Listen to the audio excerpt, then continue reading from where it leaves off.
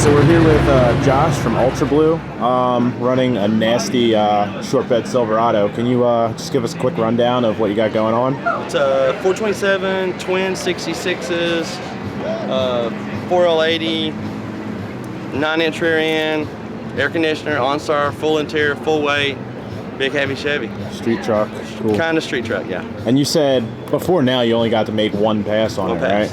And it went 1030? 1040 on 8 pounds of boost.